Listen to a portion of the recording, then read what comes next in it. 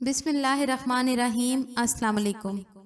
हज़रत अबू हुरैरा रज़ी अल्लाह अन्हो कहते हैं कि नबी अकरम सल्लल्लाहु अलैहि वसल्लम ने फरमाया, मरने वाले के पास फरिश्ते आते हैं।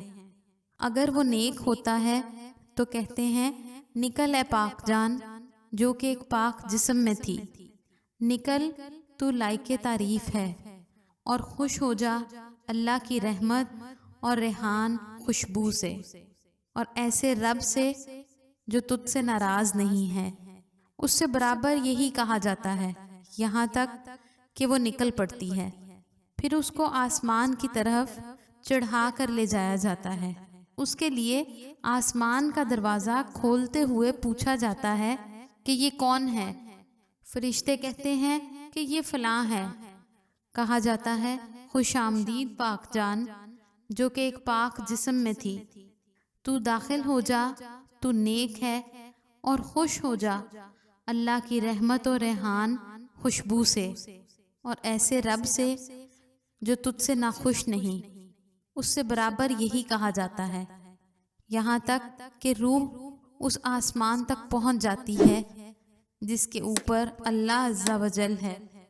और जब कोई बुरा शख्स होता है तो फरिश्ता कहता है, निकल ए नापाक नफ्स, जो एक नापाक बदन में थी, निकल तू बुरी हालत में है। खुश हो जा गर्म पानी और पीप से, और उस जैसी दूसरी चीज़ों से। उससे बराबर यही कहा जाता है, यहाँ तक कि वो निकल जाती है।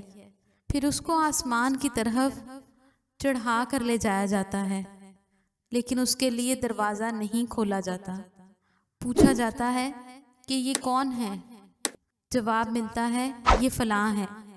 कहा जाता है, नापाक रूह के लिए कोई खुशामदीद नहीं, जो कि नापाक बदन में थी।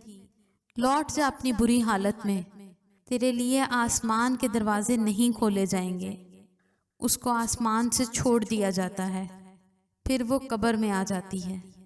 ये सुनन इब्ने माजा की हदीस नंबर 4262 है।